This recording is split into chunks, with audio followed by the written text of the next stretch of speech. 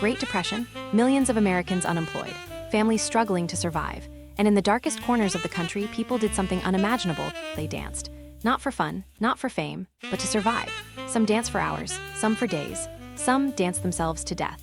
Welcome to the strange, grueling, and sometimes deadly world of dance marathons during the Great Depression. When the stock market crashed in 1929, Americans lost jobs, savings, and hope. Entertainment was expensive and food was scarce. But one activity remained cheap, accessible, and profitable: dancing. Dance halls became the stage for what would be called dance marathons. These were competitions where couples danced for hours, days, even weeks at a time. They weren't just trying to win, they were competing for food, lodging, and sometimes cash prizes that could be life-changing. Early competitions started small, in local ballrooms, but they quickly exploded. By the early 1930s, cities like Chicago, New York, and Philadelphia were hosting marathons that drew hundreds of spectators and contestants from across the country.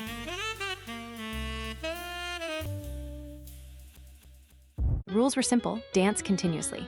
Couples were allowed short breaks, sometimes only 5 to 15 minutes every few hours. Sleep was minimal, food was rationed, and the goal: outlast everyone else. Contestants danced in a mix of styles: waltz, foxtrot, tap, Charleston, and later, the high-energy Lindy Hop. Judges watched not only for skill, but for stamina and endurance. But make no mistake, these contests were more about survival than style. Some marathons lasted over 1,000 hours, more than 40 days. Imagine dancing nearly nonstop for weeks with only tiny breaks to eat or rest. By the end, contestants were often hallucinating, injured, and on the verge of collapse. The prizes were incredible, especially when compared to the average Depression-era income.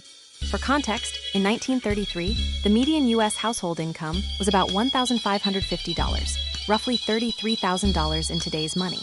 Yet some dance marathons offered prizes worth hundreds of thousands in today's dollars.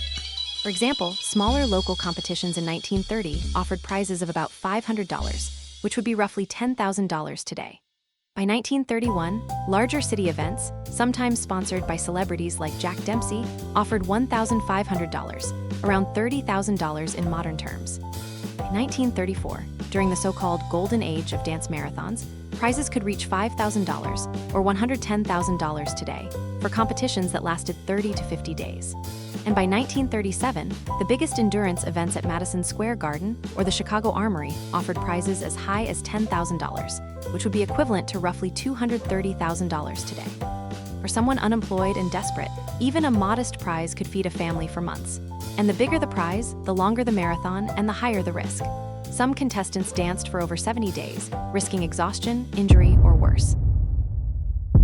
Dance marathons weren't just grueling, they were dangerous. Participants faced exhaustion from dancing nonstop for days, malnutrition and dehydration from minimal food and water, injuries from blisters, sprains, broken bones, and infections, and often underlying health issues since many contestants were already in poor health, but desperate for a shot at the prize. Some marathons ended tragically. Newspapers from the 1930s reported contestants dying from exhaustion, dehydration, or heart failure. Hospitalizations were common, with dancers suffering from severe blisters, sprains, infections, and malnutrition.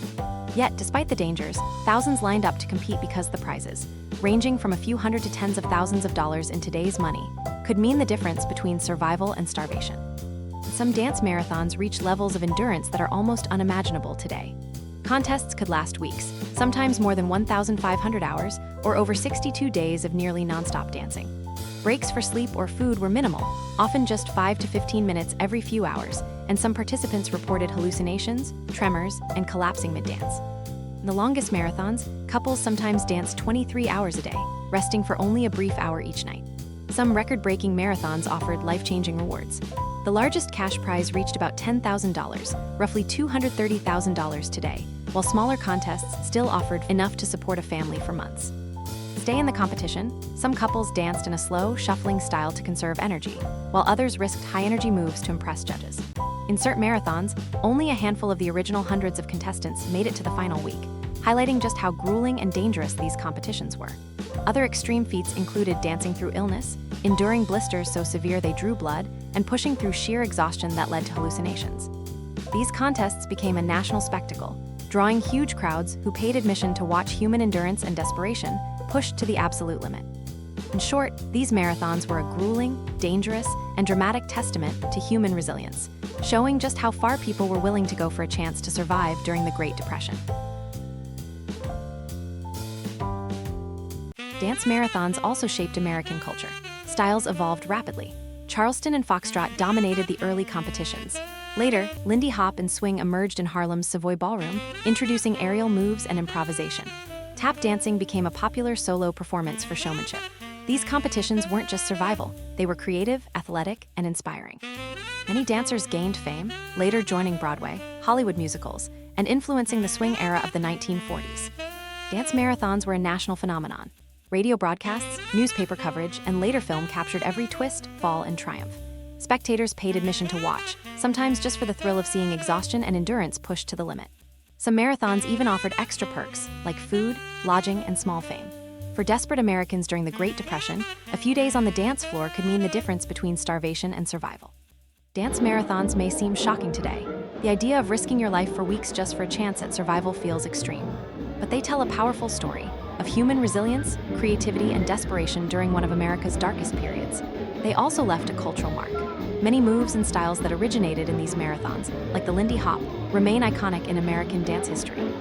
The stories of endurance, courage, and sometimes tragedy are reminders of how people adapt and survive when pushed to the edge. So the next time you see someone dancing for fun, remember, during the Great Depression, dancing was more than entertainment, it was survival. People risked everything, even their lives, for a chance at food, money, and hope. If you found this story fascinating, hit like, subscribe, and share this video. And let us know in the comments, would you have survived the dance marathons of the 1930s?